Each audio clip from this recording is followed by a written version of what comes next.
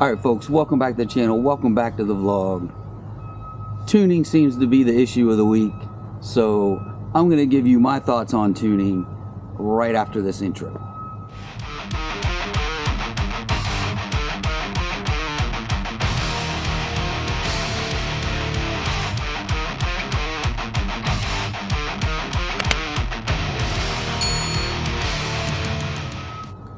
Alright, so let's talk about tuning in general. First thing, I look at tuning as a scientific experiment per se, right? So you kind of have your control group and then you have your experimental group. And sometimes you use both to come up with your thesis or your theory or proving your case, whatever the case you're trying to evaluate through the experiment.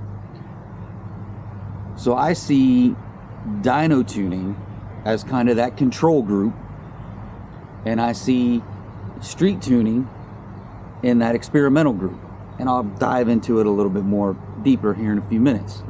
But that's my simplistic view of kind of overarching tuning a vehicle.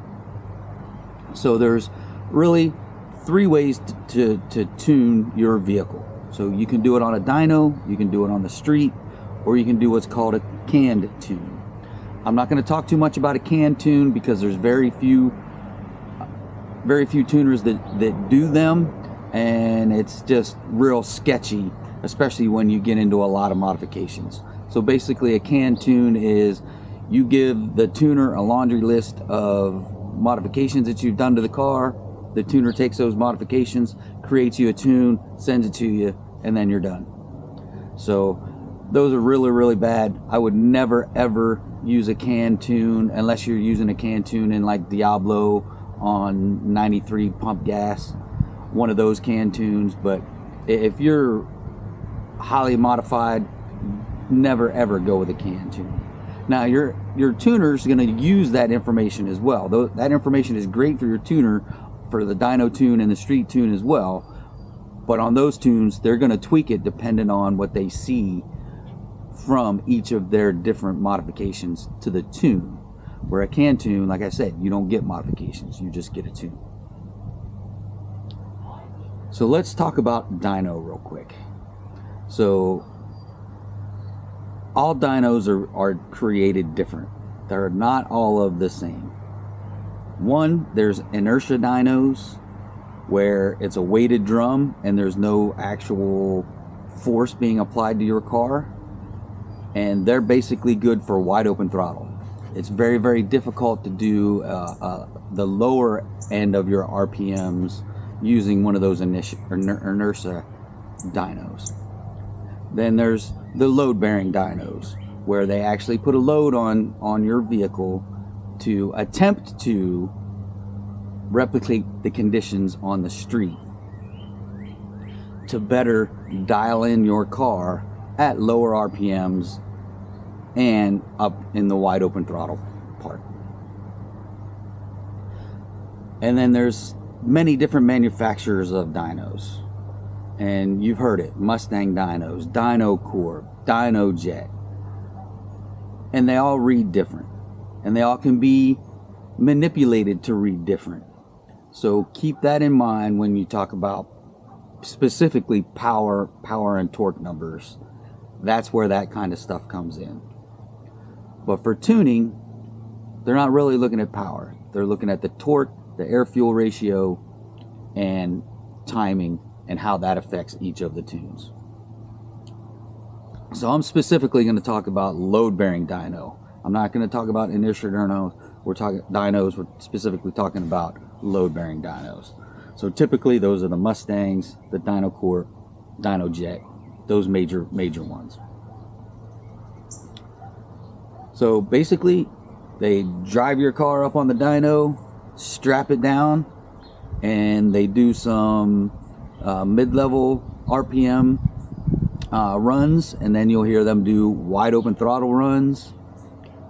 They'll make some modifications to the tune if necessary, make another run, modify the tune if necessary, make another run. And that's really what's nice about the dyno, is you get that instant feedback. It's instantaneous, right? You do the run, the tuner sees it, he tweaks it, he does another run until it gets as close to perfect as possible, right? I don't think technically there ever is a perfect tune, just because conditions change all of the time. But the dyno, typically people are like, all right, I'll just take it to the dyno and I'm done. And that's true. You can do that. But most tuners will also want to do the next part I'm going to talk about, which is street tuning. But like I said, you can one and done it on the dyno. Take the car, drive it home, drive it on the street, take it to the track, whatever you want to do. You can 100% do that. And the car probably will run pretty well on both of those, the street and the track. You may have some street issues, you know, maybe some idling issues, maybe some, you know, idling at red lights, things like that, right? You may have some minor issues or tweaks, and that's where street tuning comes in, which again I'm going to get to in a minute. But some of the pros and cons for the dyno, I wrote some of these down so I wouldn't forget anything, because typically when I do stuff off the cuff like this, I wind up forgetting something. But so pros for the dyno tuning: it provides that immediate feedback to the tuner. He can tweak it, he can make another run. It's a controlled environment, right? Everything is controlled at that point by the dyno operator. For mapping engines with VVT engines, though you can still do it through street tuning, not saying you can't, but it's much better for VVT engines if you're on the dyno. Allows the tuner to concentrate solely on tuning the engine and not having to worry about either you driving the car or him driving the car on the street tuning side. So again, it's safe and it's a controlled environment. And the dyno can measure your torque and power. Lots of issues with that, with the power piece, but that's a whole nother conversation. The cons: access to a dyno tuner, not only a dyno, but a dyno tuner that tunes your specific car is sometimes hard to find, or you just can't find them. Dyno tunes tend to be a little bit more expensive because the tuner has to pay for the dyno, right? And has to pay for the dyno time. It's difficult to replicate the cooling effect you get from driving. So yeah, they put fans up front and underneath and over top and all of that. So those fans are an attempt to replicate you actually driving the car and getting the cooling effect from the wind coming into the car. So it's really tough to do that with just fans.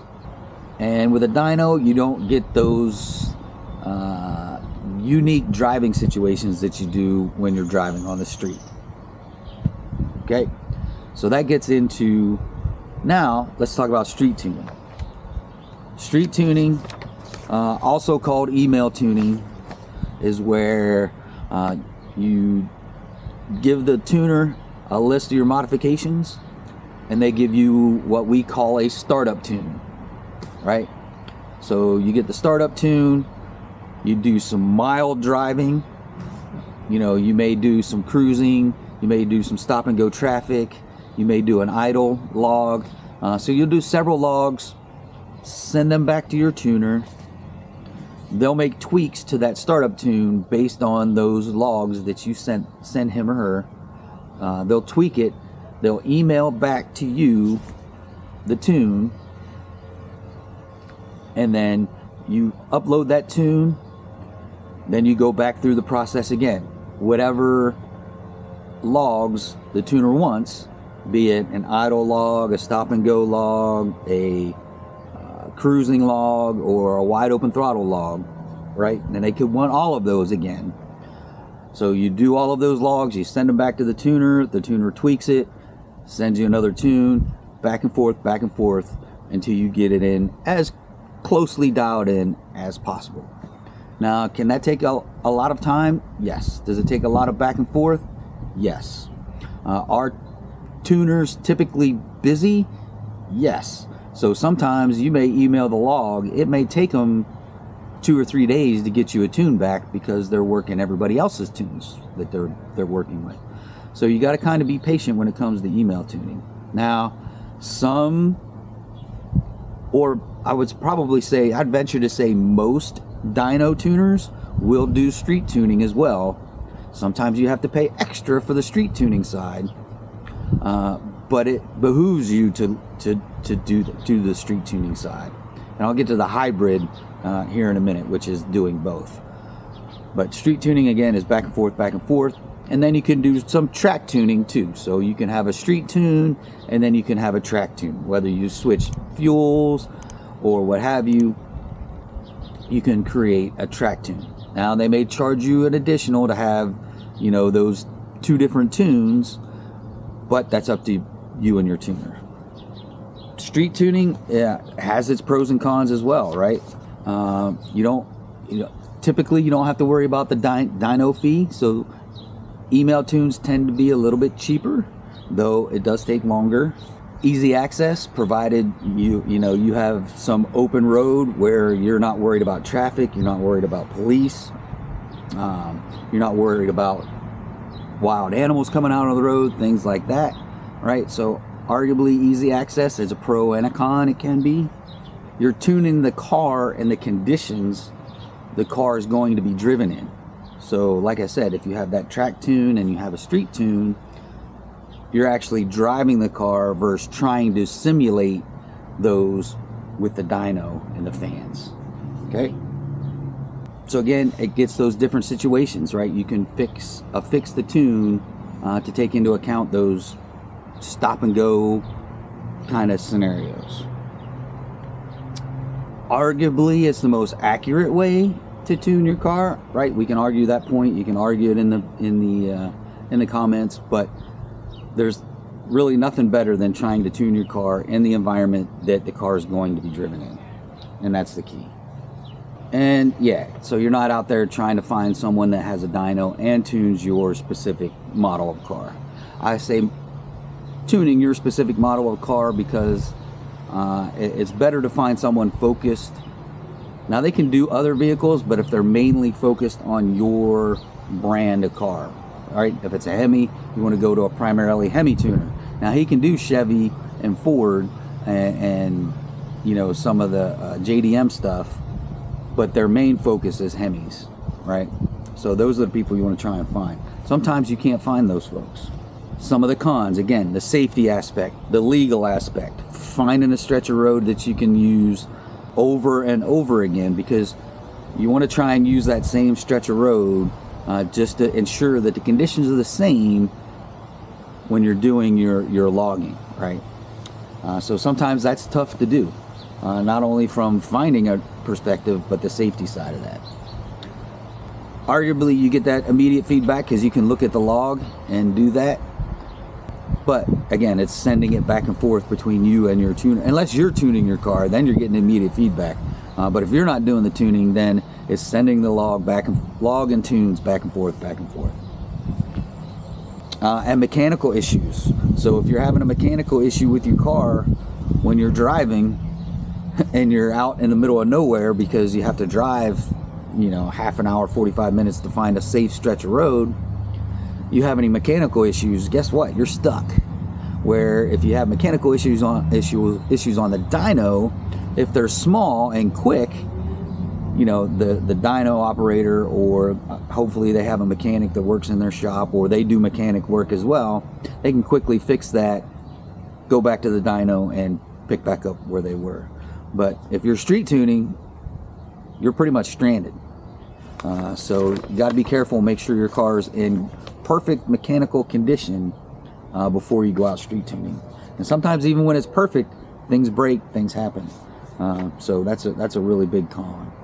And then depending on whether you have HP tuners or Diablo and you have to have a laptop or not, you know, that could be part of it too, part of the safety aspect, where you're looking at the laptop and, you know, touching buttons on the laptop to do your logs and things like that. So now I've already really talked about the hybrid model through both dyno and street/track tuning, but really, again, the best of both worlds is to really do both. Have a dyno tune and a street tune. That's going to dial, that's going to be your controlled environment of your experiment, is the dyno, where everything's controlled, repeatable, you can do it over and over and over again, compared to your experiment side, which in a typical experiment, you take your control, you look at it against your experiment, and then you come up with your final conclusions, right? And that's really the best, is to be able to do the hybrid and do both street and dyno tuning, and track and dyno tuning.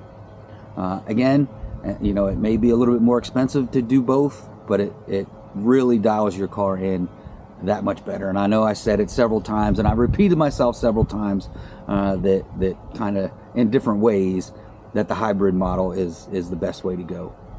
But there's my thoughts on tuning. If you can, get both. If you can't, either one works. Street tends to work a little bit better because, again, you're using the car in the environment it's running in, or the dyno, and you can drive off the dyno. I've done it. Drive off the dyno and, you know, go on about your business. But I always do log at the track and send the logs to Dave to let him tweak the tune specifically for the track. But there you go, folks. That's my thoughts. Let me know what you think in the comments. That's it for this one. If you're stopping in for the first time, please check out the rest of the channel. If you like what's going on with the channel, please do me them few things. Like, subscribe, smash the bell, shoot me a comment, share it on your social media. I'll definitely appreciate it. Shake and Bake will definitely appreciate it, because every red penny from YouTube goes right back into Shake and Bake. That's it for this one, folks. Until next time, adios.